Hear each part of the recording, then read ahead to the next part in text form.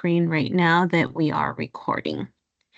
If you have any questions or are you having any technical difficulties, please go ahead and reach out to us in the chat. We will be monitoring it.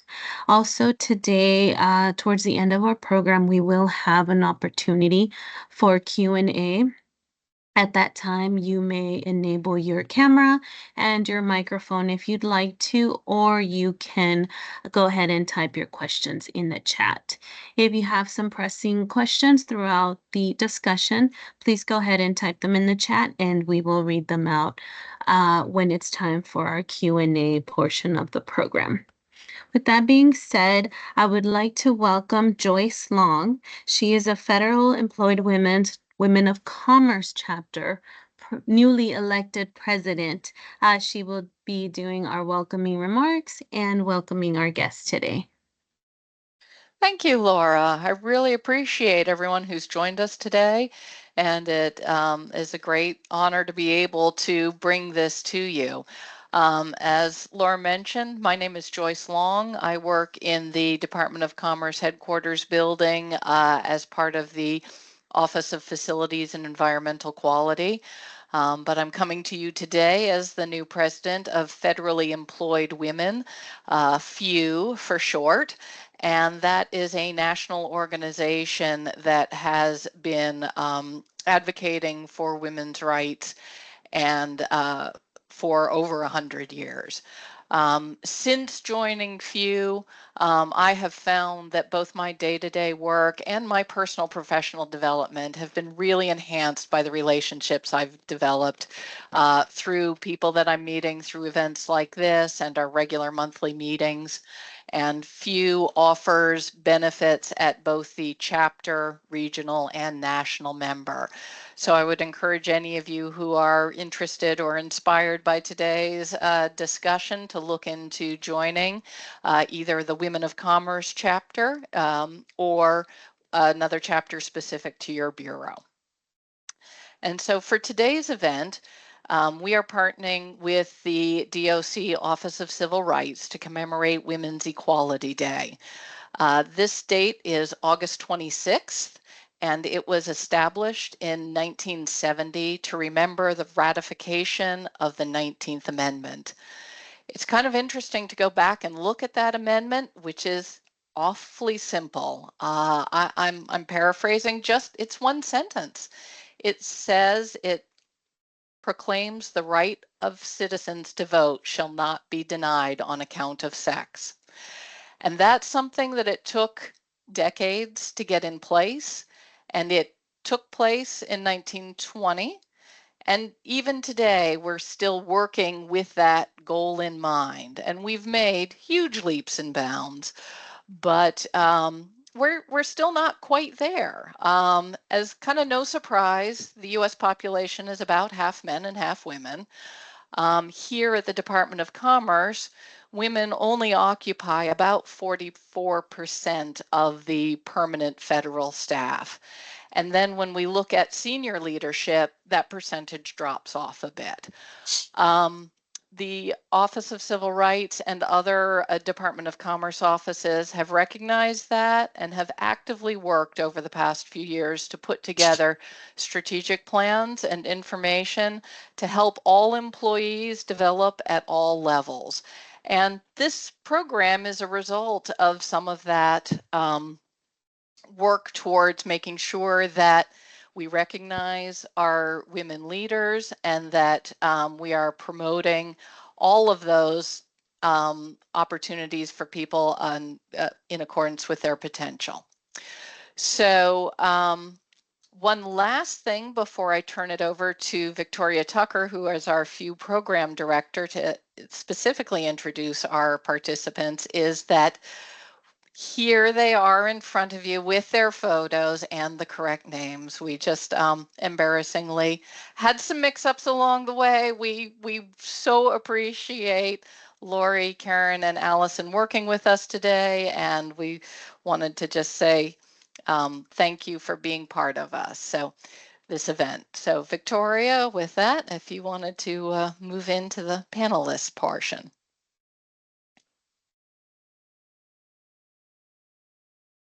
Good afternoon. Thank you so much, Joyce, for that warm introduction.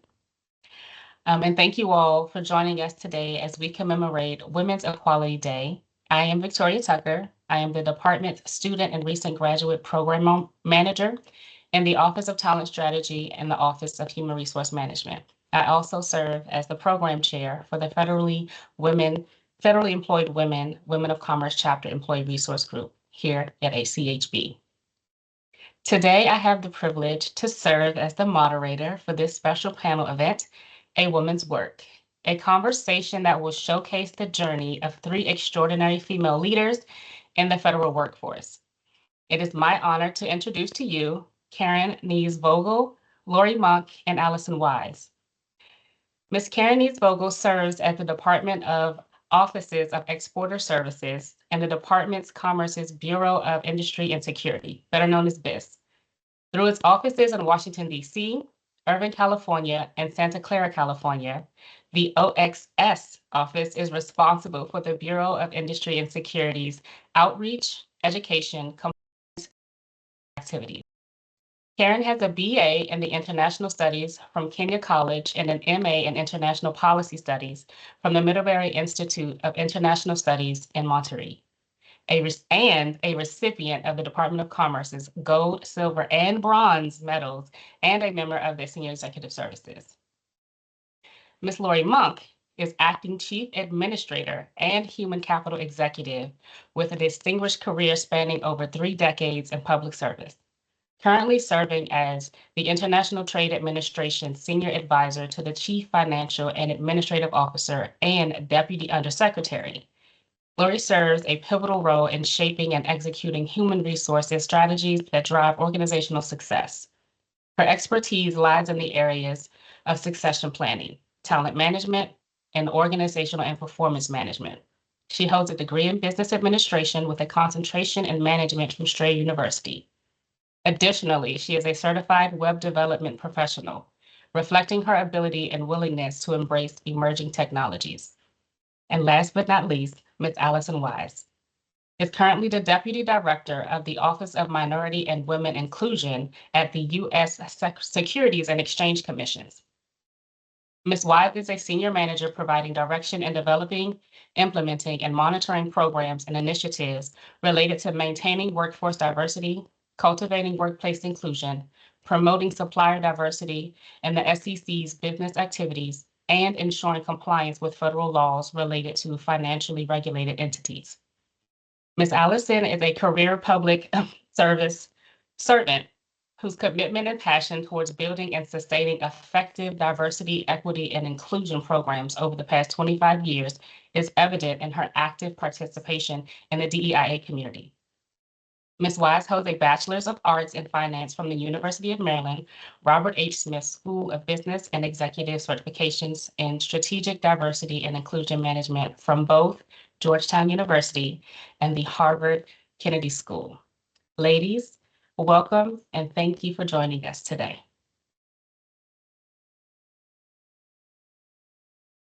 All righty. Well, without further ado, we will jump right into today's panel discussion. I think we have a hand raised. I can see some things. Want to pause for a second?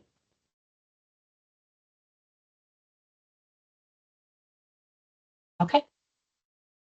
Well, again, ladies, feel free to come off camera and we will jump into today's discussion.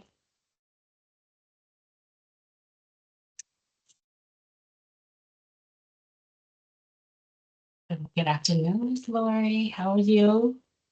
I'm doing well. Thanks for is having me.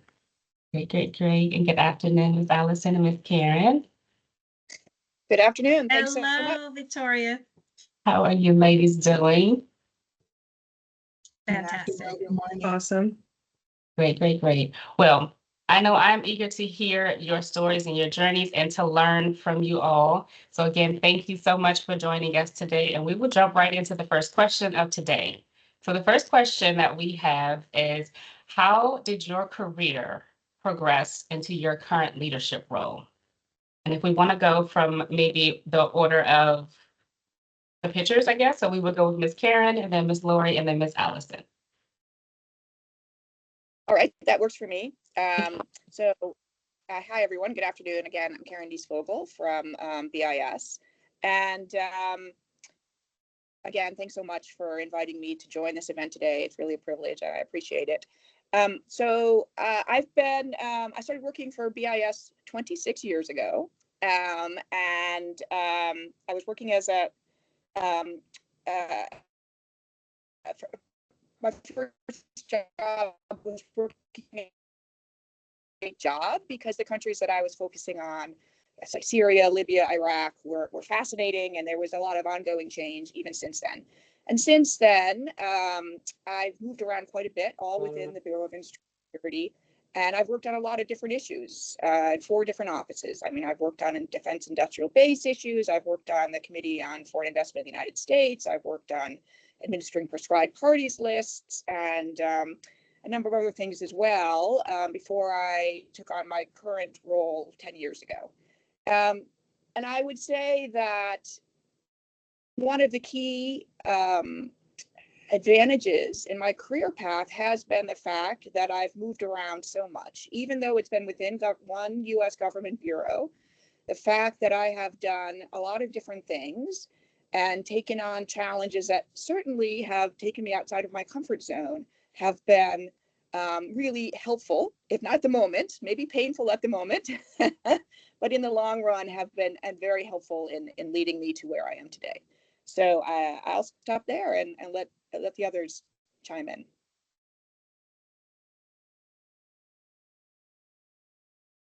Okay, I think I'm next. Please keep me to task.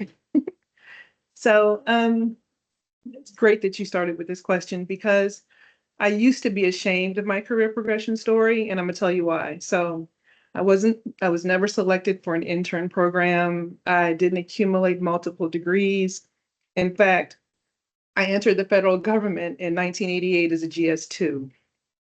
So doing the math, that's 36 years this year. I hit every grade except the GS10. So throughout my federal career, I could count on one hand the number of women senior executives that worked at my agency. And oh, by the way, 34 of those years was with the Department of Defense. So, but of those 5 women that I could count on, only one was African American. So that's the spark that I think I needed to solidify the commitment to myself that this is where I wanted to be, eventually. So I noticed how she carried herself. I saw the respect that she was given from her peers. She also seemed very approachable. So I contacted her office one day and I said, hey, can I shadow you? I want to hear your story.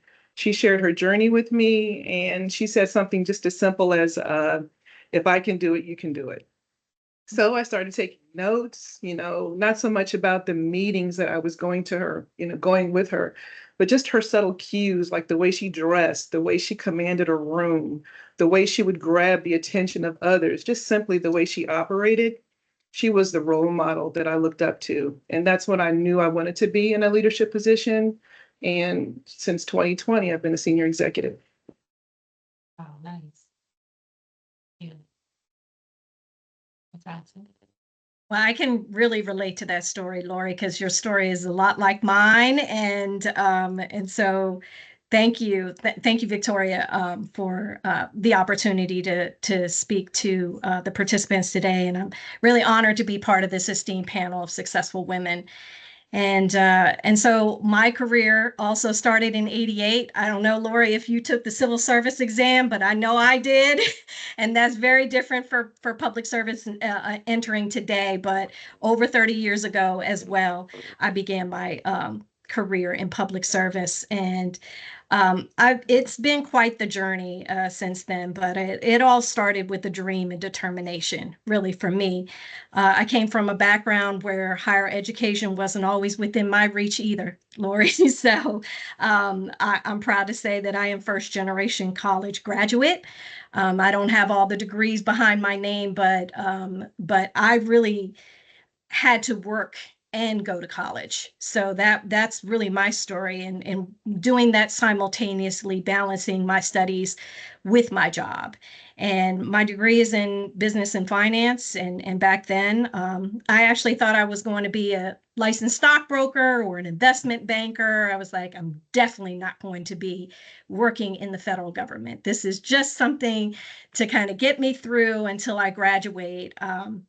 But as I pursued those paths, I realized something was missing for me. And there was, many individuals. There weren't very many individuals actually who looked like me, and in this career path in the financial services industry. So as a result, I didn't feel like I truly belonged. And it was a tough realization for me at the time, and ultimately it led me down a different path, one that was more aligned closely with my values and my passions.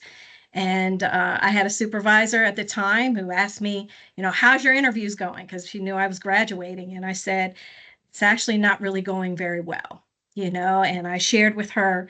And it was at that moment that she saw something in me that I really didn't see in myself. And she asked me if I would really consider staying, that she noticed that I really had a passion. I was working in an EEO and diversity office at the time. And she noticed how I really had a passion for diversity, equity, and inclusion. It wasn't an easy decision because I'd gone to school for so long in finance, but it was the right one for me.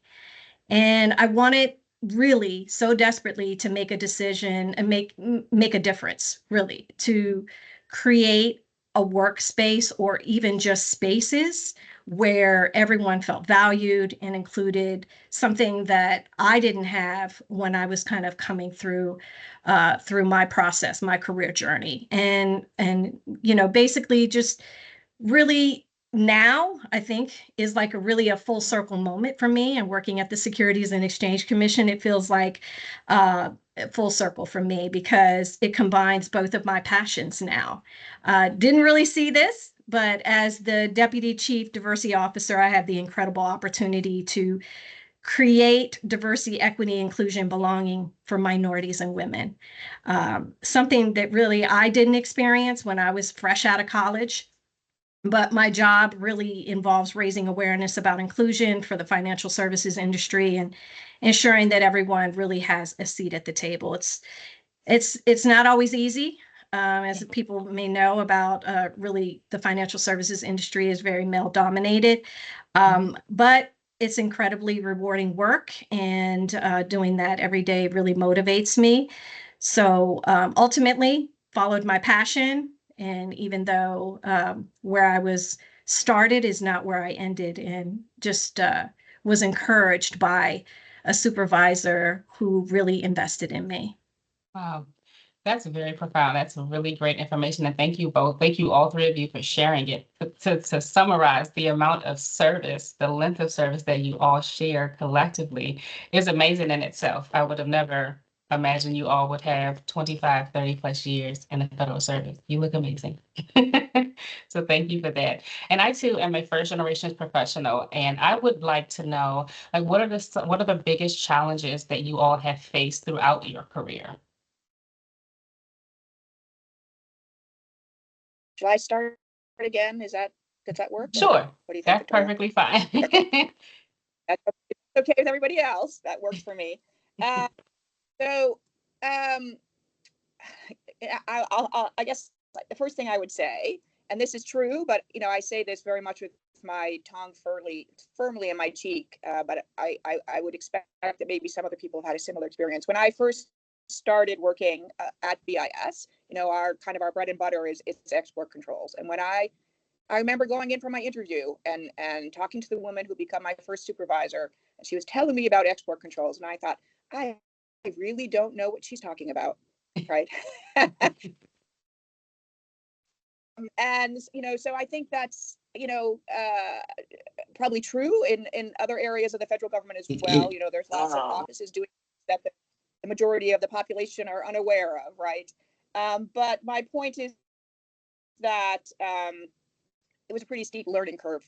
Now that was a number of years ago, and I think things have changed for the better. I mean, if nothing, for no other reason, there's a lot more resources that are readily available for new employees or even for job candidates before they go to interview or when they're starting their job. But that was a challenge.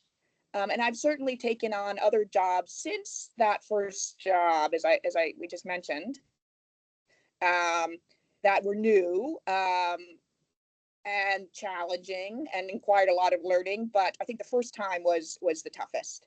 I would also say that since becoming a supervisor, and perhaps even more so since becoming an office director, I've had to find a balance. I continue to try to find that balance, between being available to my employees, and being a professional. I really, what I'm saying is that I want to get along with my employees. I want to hear about their challenges. I want to hear about their accomplishments. But I also know that I need to maintain a line, right? Because there is a certain relationship there that we need to be respectful of each other, and excuse me, I think it's part of my job as a supervisor to do everything I can to make sure that everyone who's on my team, feels respected and feels heard and doesn't feel any pressure in terms of their individual boundaries. And this is challenging because everybody's different, and everybody, I think, many people have a slightly different idea of how to going about and accomplishing that task. And also because in the office, especially in an office that has a lot to do, like I'm sure most or not all the offices for everyone attending here today, it's very easy to lose focus on anything other than the day-to-day tasks and getting that mission done, right? So this is really a continuing work in progress. It's really important. I think it's essential. But it's something that requires, at the very least, regular attention, and something that I need to remind myself to remain aware of. So thanks. Thank you for that. Ms. Lori? So for me, I think some of the biggest challenges was building a network of women professionals. So, you learn really fast, at least I did, that it's not easy as just walking up to someone and starting a conversation. Because believe it or not everyone is open to sharing. And I'm just going to put it out there. People keep things close to the vest. They feel intimidated. They feel like you want their job when you just want to learn, hey, what are some of the things that you did to get to where you are? Maybe you can impart some of that wisdom. So that was one of the challenges that I know that I faced. Another challenge is incredibly frustrating, is dealing with unconscious bias. I mean, we all deal with it. We can come across as assertive. We're supposed to be nurturing and collaborative. But if you come across assertive and confident, you're considered bossy. I actually, in another position, in a prior position, I learned later that behind the scenes, my staff used to refer to me as the warden. And I laugh about it now because I get it, because at the time I had to really make some tough decisions and I had to hold people accountable. And when you're in a position of leadership, and just like my counterpart said, you find yourself in a position where you have to draw that line. And just because, you can be friendly, you still have a job to do. So I carry that moniker with distinction. I'm okay with being bossy, that's just who I am. Okay. That's good to know. Thank you for that. Yeah, I think one of my biggest challenges, and I still kind of am challenged by this sometimes now, has been really imposter syndrome. And, there's just been times when that self-doubt would creep in, and particularly because I was working in a very male-dominated environment, and I would get anxious sort of feelings, and I felt like I wasn't experiencing internal success, even though despite what I was seeing and, being high performing externally, I didn't always feel that and validate myself. So early on, I would feel that I was not competent or intelligent as others might think. And just overcoming that imposter syndrome and trusting my own abilities has been a significant part of my journey. And a lot of that just comes from also surrounding myself with other very competent women who would really, I could model them, and I could also have trusted conversations with them. And I think I too, have throughout my career have been experienced a form of bias as well. For me, I think I've been told, "Oh, was she such an emotional leader?" Or she, getting my passion confused with my competence and the way I show up. And I think that a lot of times women always have to carry this extra layer um, of sort of holding back sometimes because we're always perceived with different stereotypes. A man could do the same thing and not be perceived the same way.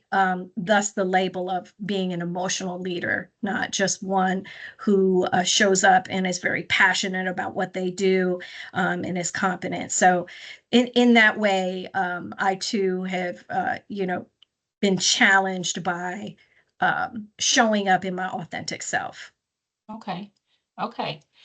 Thank you for that insight and your transparency. Yes, Victoria, can I just add one thing? absolutely. Absolutely. I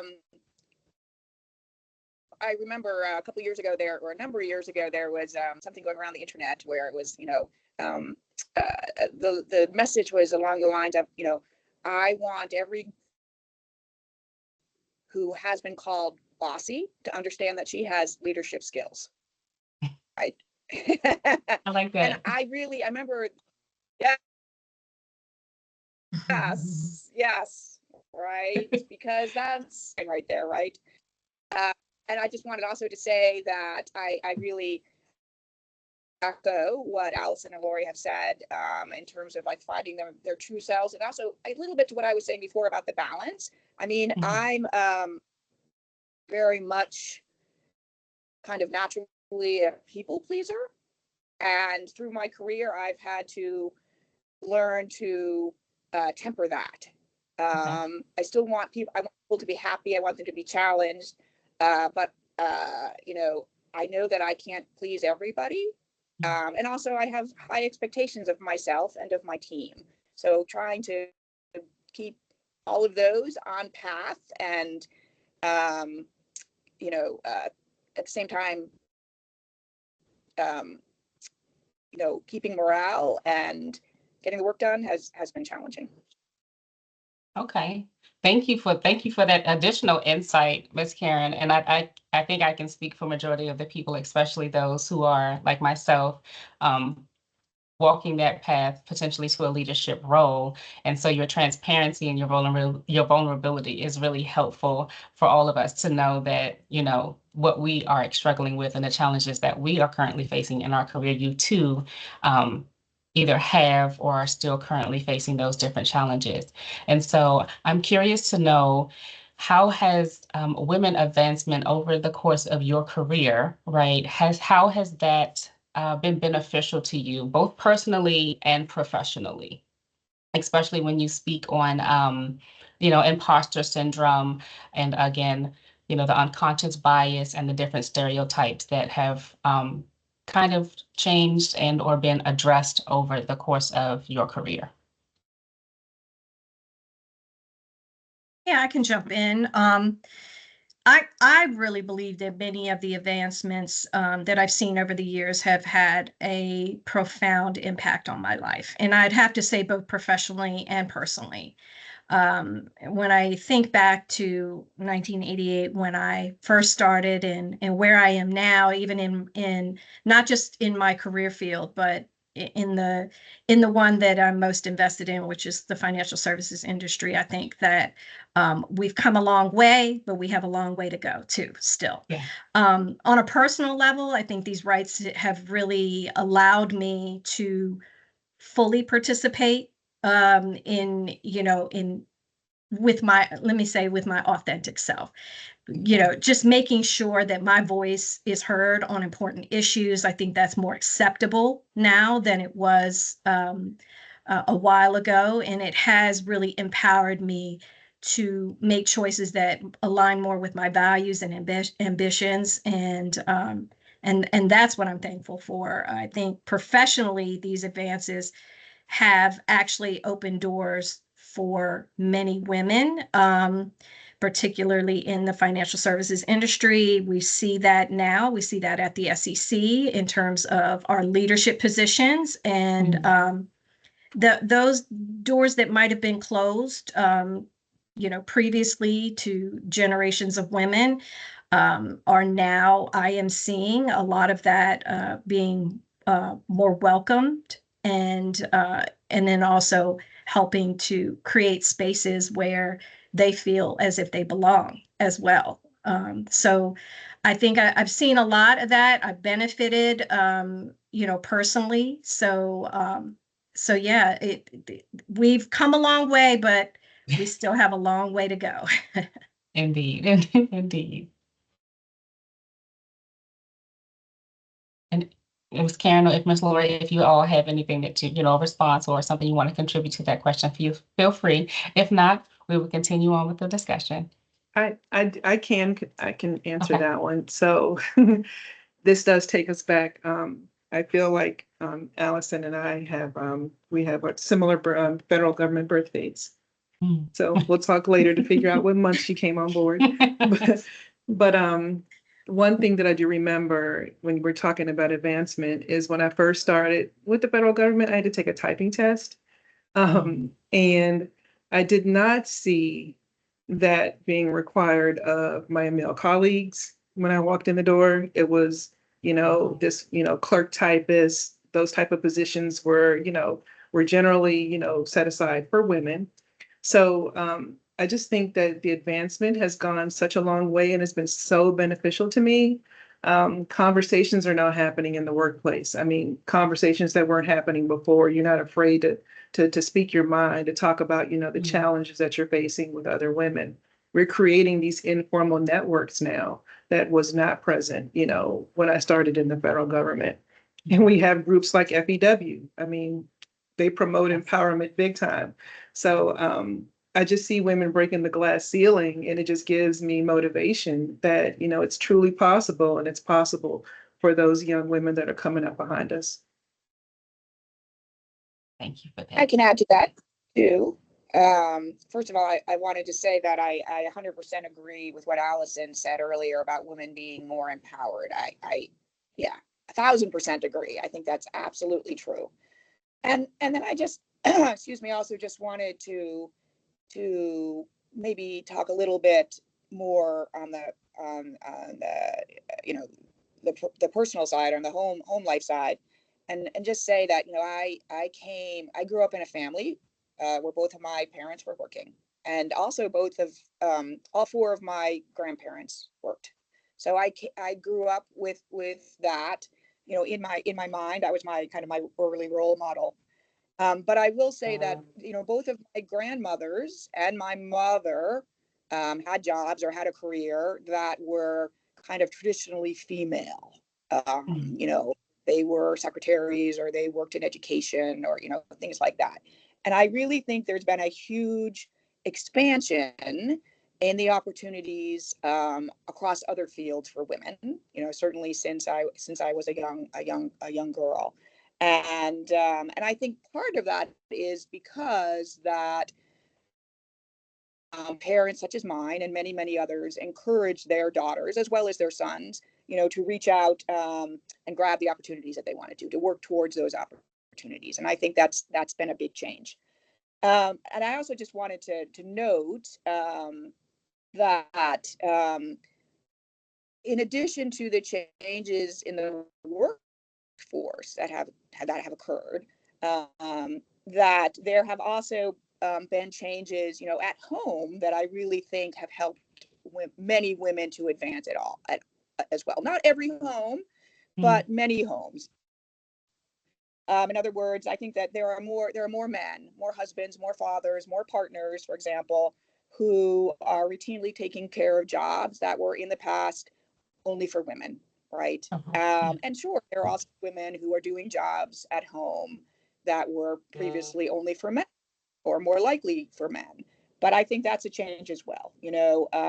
Like my husband right now is away from home, and he's up with his dad, who's 97 years old, and he's helping his father. He's getting his groceries, he's cooking him dinner every night, he's doing his laundry, he's doing everything to do that needs to be done.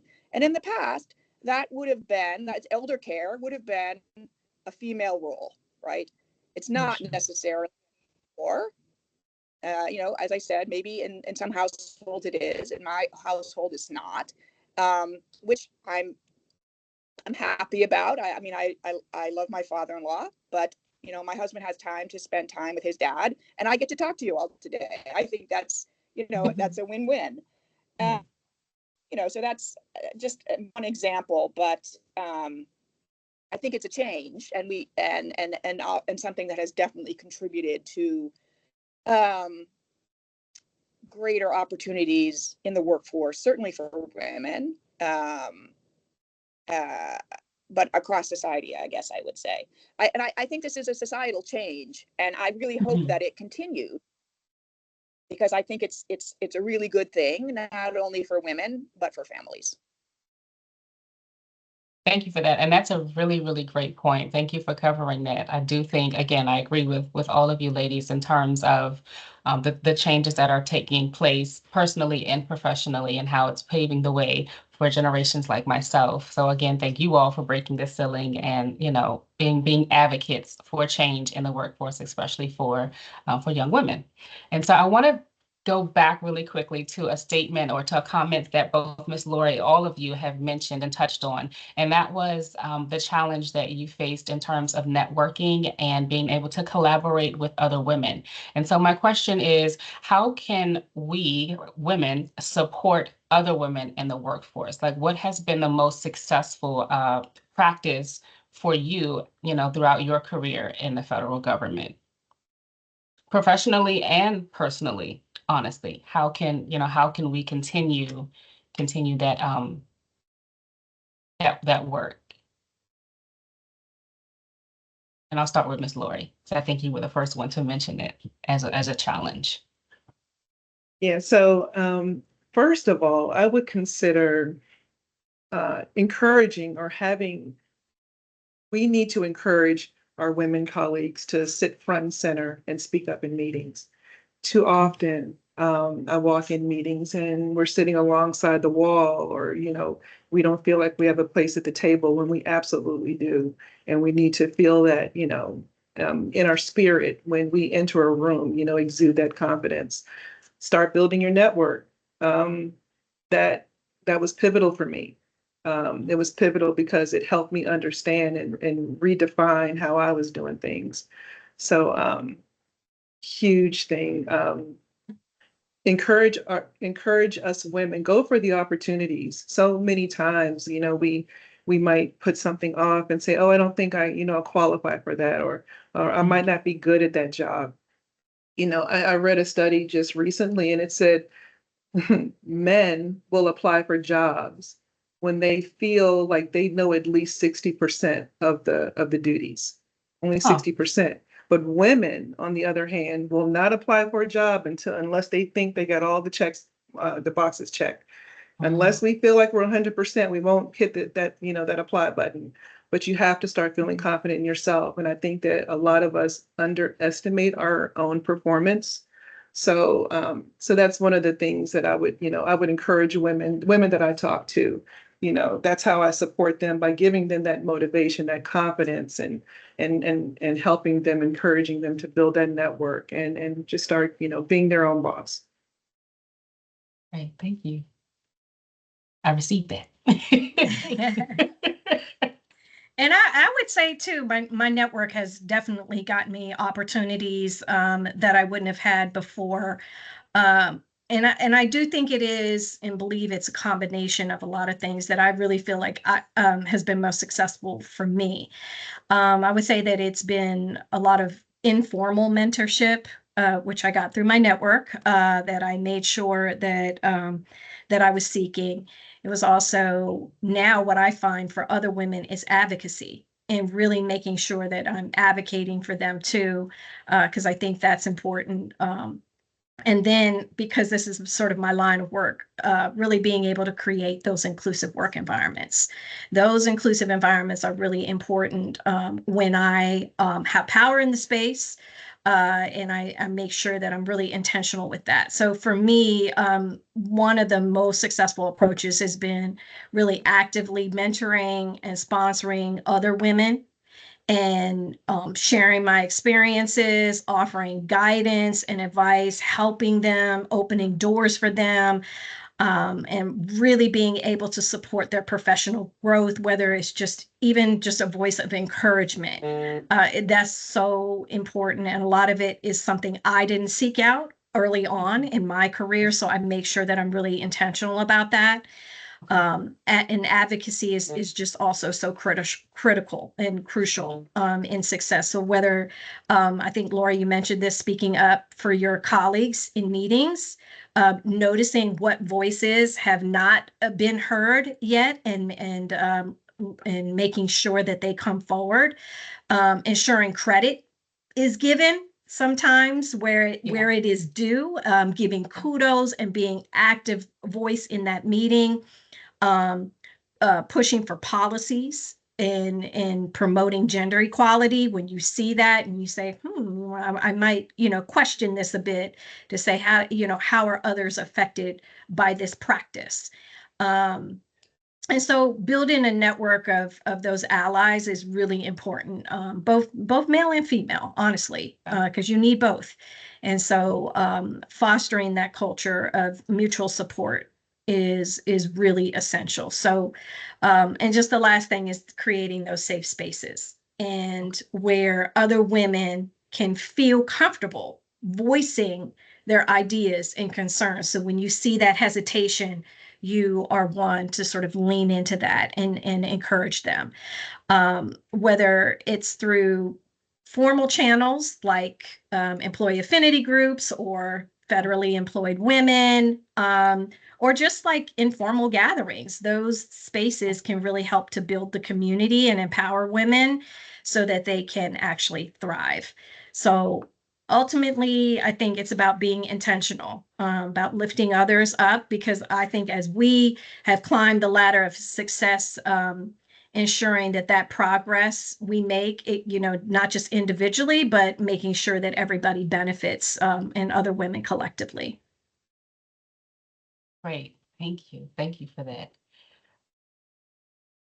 And if I could add there, I would just totally, entirely echo what was said by both Alice and Lori about networking. It's really, really important. It's not, I wouldn't say that it's one of my best skill sets, but I'm an introverted person who spends a lot of time pretending to be an extrovert. So networking, I've had to work at. But it's certainly been essential in my career. And I would also echo the fact that, certainly female networking, but male as well. And it was a little bit back to what was discussed earlier, that, in a lot of our agencies, there are not that many females. True for within BIS as well. It's improving, but it's better than it used to be. But yeah, a lot of, when I was applying for senior executive service, I think all my recommendations were from men, and I made a point of going out and talking to them and saying, hey, can I sit down with you? Can I talk to you? Will you support me in this area? And I think it was only because I stepped forward that, I got that support that I needed. I would also just add a little tip that maybe some or everybody on the call has already heard about, in terms of being in meetings, or maybe two tips. First one is to reiterate points that are made by colleagues, certainly including female colleagues, that maybe have been brushed aside in the spirit of the discussion.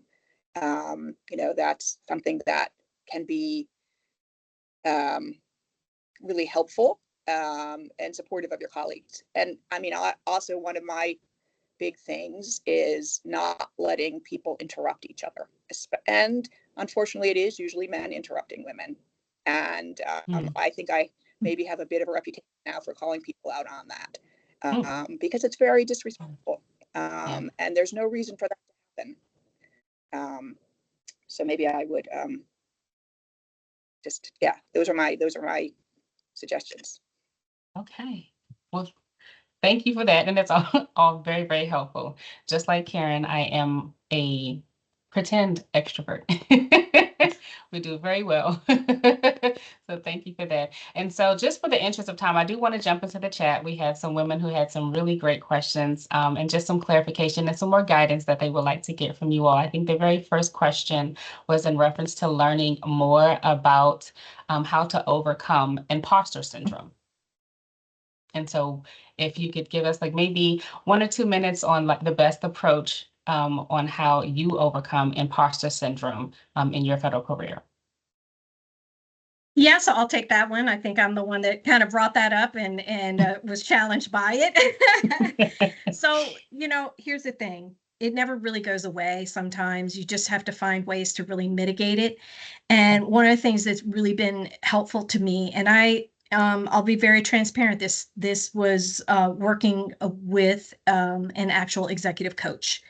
And I'm one now to really take advantage of the resources that are available. And a while ago, when I was looking to really level up in my career, I recognized that I know what I know, and to get me to this point, but to get to the next level, there were some things that I really needed to work on.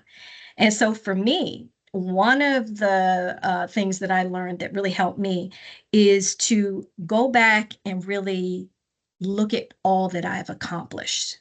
And really, sometimes we're in the moment and we don't recognize where we're like, oh, I wish I would have done that different or show up in this space different. But when you go back and you really look at all of the things you accomplished, just you just get an instance of just resilience and saying, you really have done a lot, Allison. And look at all of the things that you've accomplished. You deserve to be here. So the second thing is those words of affirmation. And I am big on, if anybody could see my workspace here, I have notes and just quotes and things that I keep for myself on my laptop. I see Lori is shaking her head. Those affirmations every morning too, sometimes so one of the worst conversations you can have is a negative conversation with yourself. And so you just need those nudges sometimes when you can't get them from your colleagues or whatever, but you got to be able to do that yourself.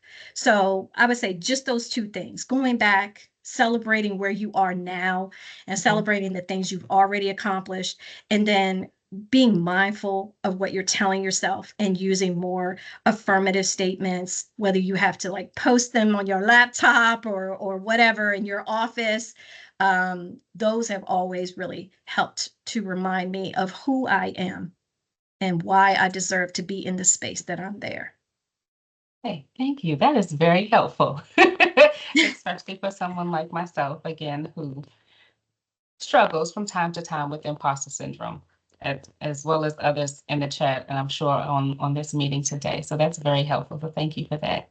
And so we have another question. I think I'm going to direct this one to Ms. Lori.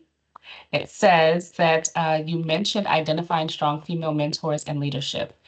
Do you have suggestions on identifying and connecting with mentors for employees that are fully remote? That's the twist. I think that's one of the biggest challenges a lot of us have faced today. And I'm going to kind of dispel that myth a little bit because I don't feel like a remote employee is a challenge. I actually think that if a person is remote, then it allows for the opportunity, I think, to have a more collaborative meeting, because then you don't have to worry about, oh, I have to shift a meeting to meet a person. You can quickly plug in a person who's remote who happens to be completely virtual.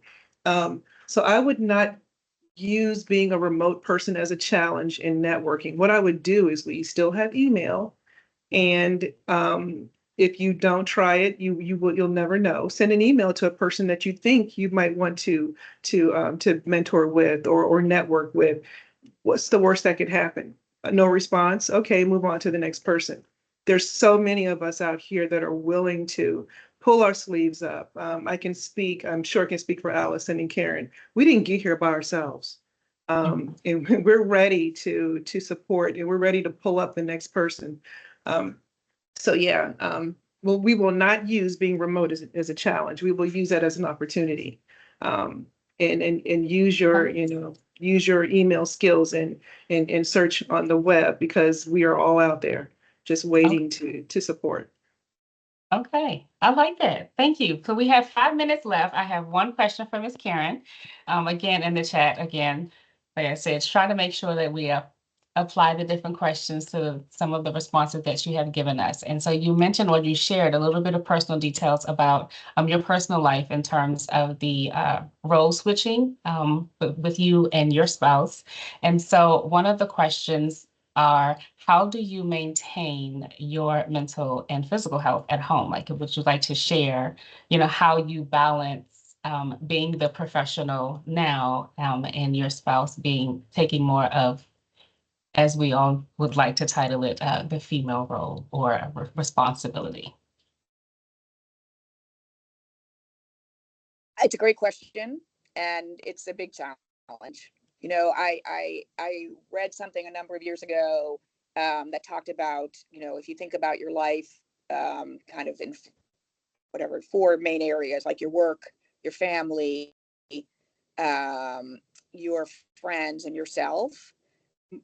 The premise of this article was that most people can at most do really well in 3 and I'm not sure they even hit 3 on any given day. I do think work-life balance is very challenging, especially for people who are ambitious and even for people such as myself who are fortunate enough to have, a really supportive spouse. I think we just do our best day by day. And I also think it's really important that on the days that we perhaps don't do as well as we would like at home or for ourselves, for example, that, we forgive ourselves and we move on, and the next tomorrow we try again. Whatever trick you can find that's going to work for you to encourage you to do a little bit better, whether that's getting up 15 minutes earlier so you can go do some stretching or something, or meditate, or whatever else you can think of. That's what I suggest. We all need to. I think we can all try to do the very best we can, and that's.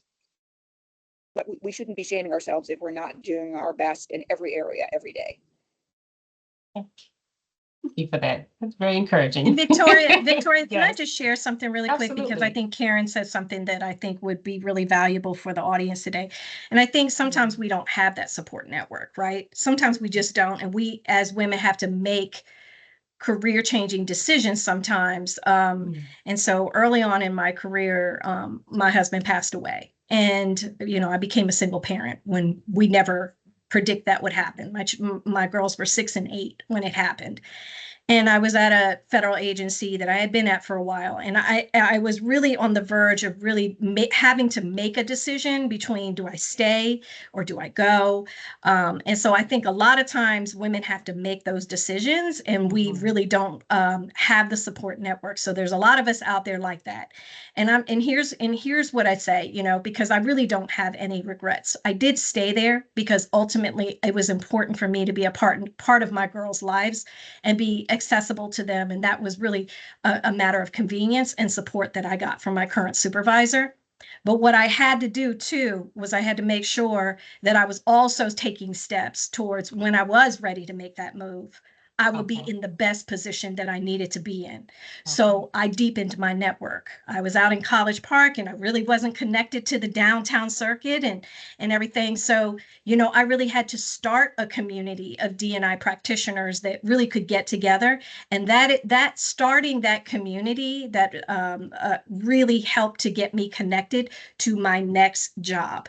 And so sometimes we just have to make decisions that it's like right now, ideally, I want to move forward, but what's more important to me right now?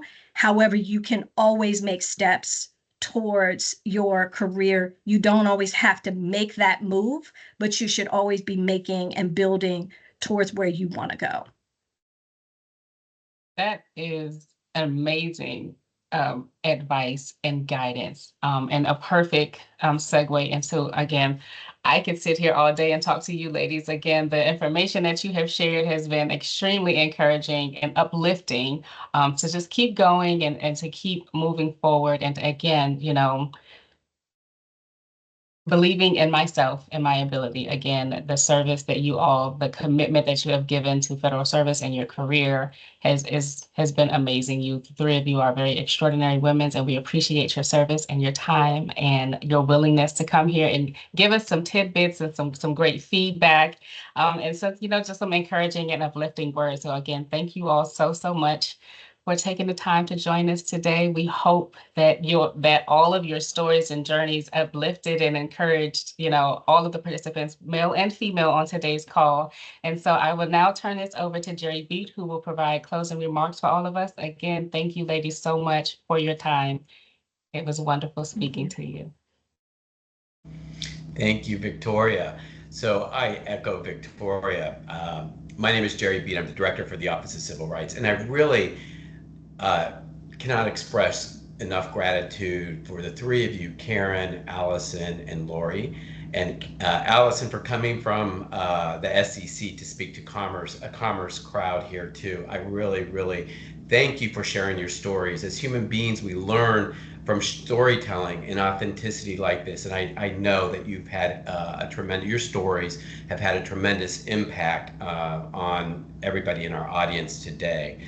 I'm a big fan of Women's Equality Day next Monday, August 26th. And the story of enfranchisement just has fascinated me for so long. And the story continues. It hasn't stopped. We still all fight for equality here in this nation. So I want to commend you for collaborating with the Office of Civil Rights in delivering this wonderful panel discussion today.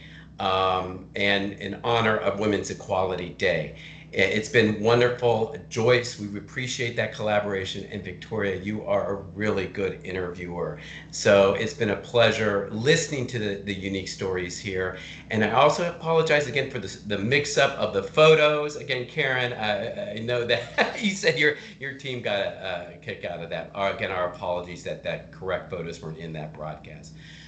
But thank you for being here to speak to us. And again, Few, great job. Oh, one thing about Few and the importance of employee resource groups. And Allison knows this as a colleague in DEIA. ERGs are so important in creating an inclusive workplace. And so putting in a plug for Few like Joyce did, please join Few or any of our other ERGs to help contribute to building a more inclusive workplace. And speaking of ERGs, we're going to be kicking off Hispanic Heritage Month this coming September 15th. It's just around the corner. And we are partnering with OLA, the Hispanic Employee Organization, to bring to you a real exciting program events. We have Latinas in Aviation as one of the programs featuring FAA speakers. The theme is Pioneers of Change, Shaping the Future Together. There's going to be an OLA membership drive, as well as a walk over to the Smithsonian's Museum of American History to view the exhibit Presente, Latino History of the United States.